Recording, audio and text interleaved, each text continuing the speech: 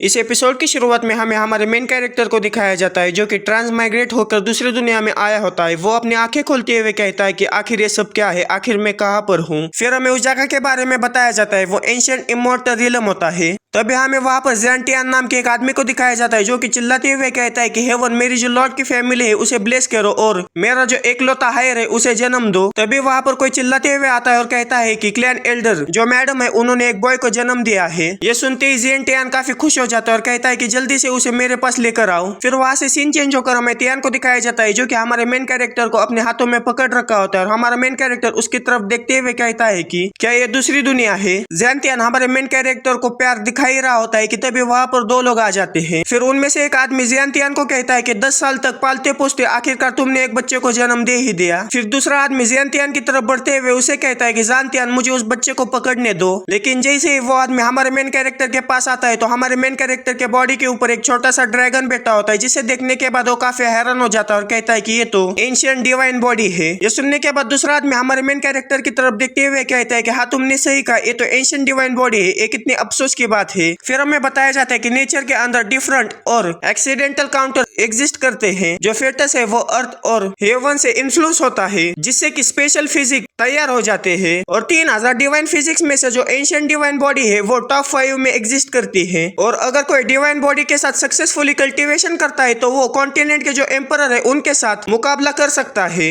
हालांकि कुछ समय से जो हेवन और अर्थ के जो लॉ है वो ड्रामेटिकली चेंज हो गए हैं और डिवाइन बॉडी की जो ग्रोथ है उसे रोकने के लिए 10 जंजीरों से उन्हें बांधा जाता है। फिर उनमें से एक आदमी ज़ेंटियान के कंधे पर हाथ रखते हुए उसे कहता है कि ज़ेंटियान, हालांकि इस बच्चे के लिए कल्टीवेट करना डिफिकल्ट होगा। इस इमॉर्टल रियलम में जो हमारी लॉर्ड फैमिली है उसके स्टेटस के हिसाब से हम इसे एम्परर की तरह ट्रीट कर सकते हैं। यह सुनने के बाद हमारा मेन कैरेक्टर पूरा सदमे में चला जाता है और अपने मन में कहता है कि ना कि सिर्फ मैं इस दुनिया में क्रॉस हुआ हूँ, बल्कि मैं अपने साथ ऐसी फिजिक को लेकर आया हूँ जो कि कल्टीवेशन करने में बिल्कुल भी काम नहीं आती। क्या ये किसी मांगा के प्रोटैगनिस्ट की तरह स्टोरी नहीं है। तभी हमारे मेन कैरेक्टर के सामने सिस्टम का विंडो अपीयर होता है। उसमें लिखा होता है कि एंशिएंट डिवाइन बॉडी को पाने के लिए आपको बहुत बहुत बधाई हो होस्ट, क्या आप इस सिस्टम में साइन इन करना पसंद करेंगे। ये देखने के बाद हमारा मेन कैरेक्टर काफी क्यूरियस हो जाता है और कहता है कि क्या एंशिएंट डिवाइन बॉडी ये काफी इंटरेस्टिंग है, जल्दी से साइन इन करो। सक्सेसफुली साइनिंग होने के बाद सिस्टम उसे एक रिवॉर्ड देता है जो कि A star complete great ancient divine body होती है। ये नोटिफिकेशन मिलते हैं हमारा मेन कैरेक्टर का जो बॉडी है वो काफी ज्यादा चमकने लगती है और उसके अंदर से काफी ज्यादा और बाहर निकलने लगता है, जिसे देखने के बाद वो दोनों बूढ़े आदमी काफी हैरान हो जाते हैं। फिर उनमें से एक बूढ़ा आदमी कहता है कि आखिर यहाँ पर क्या हो रहा है और हमें हमारे मेन कैरेक्टर के बॉडी को दिखाया जाता है जो कि काफी ज्यादा चमक रहे होते हैं और उसके ऊपर जो 10 जंजीरें होती है वो भी एक एक करके टूटने लगती है। और हमारा जो मेन कैरेक्टर है वो अपने एंशिएंट डिवाइन बॉडी को एक्टिवेट कर लेता है, जिसके वजह से जो हेवन के एम्परर होते हैं वो भी उसके सामने झुककर उसे ग्रीट कर रहे होते हैं। ये देखने के बाद ज़ेंटियान काफी हैरान हो जाता है और हमारे मेन कैरेक्टर को ऊपर उठाते हुए कहता है कि एक तो डिवाइन बॉडी फेनोमेनन है, मेरा बेटा जो ग्रेट एम्परर का बिहेवियर है उसे पोजेस करता है। ये सुनने के बाद हमारा मेन कैरेक्टर मनी मन में कहता है कि ऐसी चीज है जिसे तुम्हें नहीं बोलना चाहिए। ये देखने के बाद उन दोनों में से एक बूढ़ा आदमी सामने आते हुए कहता है कि ग्रेट एंशिएंट डिवाइन बॉडी वो भी नेचुरल तरीके से फ्री हो रही है, मैंने इसके जैसी चीज कभी भी नहीं देखी। और साथ ही में दूसरा बूढ़ा आदमी भी हमारे मेन कैरेक्टर की काफी ज्यादा तारीफ करने लगता है। ये सुनने के बाद हमारा मेन कैरेक्टर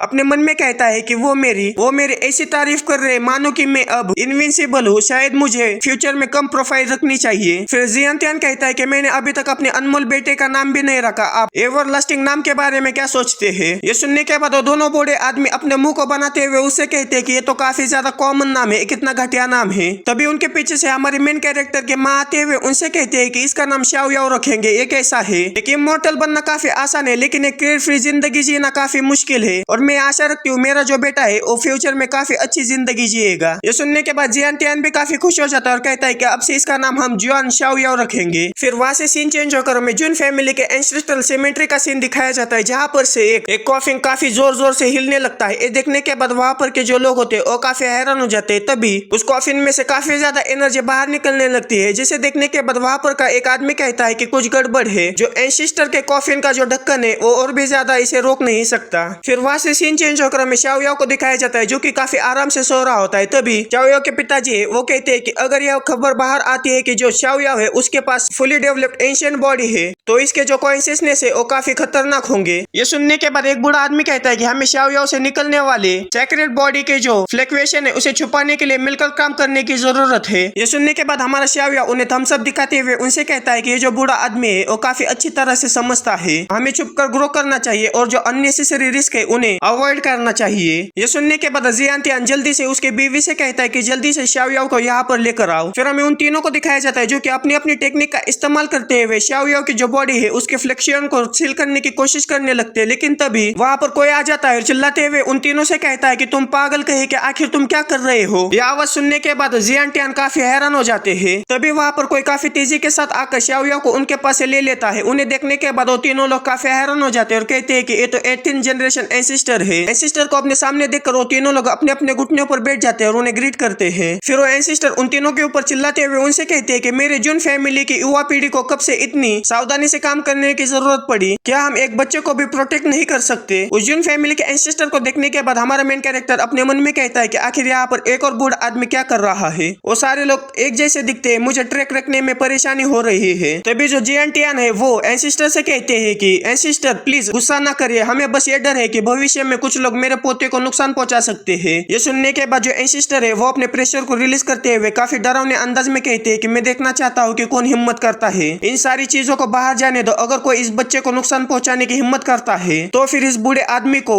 इमोर्टल वॉर शुरू करने में कोई भी हिचकिचाहट नहीं होगी। ये सुनने के बाद तीनों लोग पूरा सदमे में चले जाते हैं। फिर वो दोनों बूढ़े आदमी आपस में माइंड टू माइंड बात करते हुए कहता है कि इमोर्टल वॉर यानी कि इमोर्टल रियलम में रहने वाले लोगों ने शुरू किया हुआ वर्ल्ड वॉर है। अगर ये वर्ल्ड वॉर शुरू हो गया तो ये हेवन और अर्थ को उल्टा कर देगा और दुनिया में हर जगह खून बह जाएगा। एंसेस्टर आप सच में इस बच्चे के लिए ऐसा करने के लिए तैयार है। ये सुनने के बाद जियान तियान एंसेस्टर से कहता है कि एंसेस्टर आपका कहने का क्या मतलब है, आप इस बच्चे को पूरी तरह से प्रोटेक्ट करने के लिए मौत से भी गुजरना चाहते हैं। ये सुनने के बाद एंसेस्टर काफी डरावने अंदाज में उसे कहते हैं कि मैं ऐसा क्यों नहीं कर सकता। फिर हमें डेथ पैसेज के बारे में बताया जाता है। वो कल्टीवेशन के लिए एक्सट्रीम मेथड है जो कि डिस्कवर किया था इमोर्टल रियलम के कल्टीवेटर्स ने। इसमें कोई अपने आप को एक कॉफिन के अंदर बंद कर लेता है और बाहरी दुनिया से पूरी तरह से अलग हो जाता है। और अगर इसमें कोई सक्सेस हो जाता है तो इसका ये मतलब है कि वो कॉफिन को तोड़कर बाहर निकल सकता है। लेकिन अगर कोई फेल हो जाता है तो वो पूरी इटर्निटी के लिए उसी कॉफिन के अंदर सील रहेगा। फिर हमारे एंसेस्टर जियान तियान से कहता है कि नेचुरली ये fully developed ancient sacred body है। ये जुन फैमिली को दिया गया एक डिवाइन चाइल्ड है। इसे ग्रेटनेस के लिए चुना गया है और फ्यूचर में जो जुन फैमिली के रिसोर्सेस है और डायरेक्टली इस चाइल्ड को दिए जाएंगे और इस बच्चे को 0 सीक्वेंसेस को दिया जाए। ये सुनने के बाद वो दोनों बूढ़े आदमी काफी हैरान हो जाते हैं और कहते हैं कि क्या 0 सीक्वेंस। ये सुनने के बाद हमारा मेन कैरेक्टर कहता है कि आखिर ये 0 सीक्वेंस क्या है, क्या कोई मुझे एक्सप्लेन कर सकता है। फिर हमें 0 सीक्वेंस के बारे में बताया जाता है। जुन फैमिली फल फूल रहा है जिसकी आबादी हजारों तक पहुंच गई है। उनमें से 10 लोगों को एंसेस्टर के द्वारा सीक्वेंस दिया जा सकता है। सीक्वेंस को पोजेस करने का यह मतलब है कि कोई भी आगे चलकर जो फैमिली हेड है उसकी पोजीशन के लिए कम्पीट कर सकता है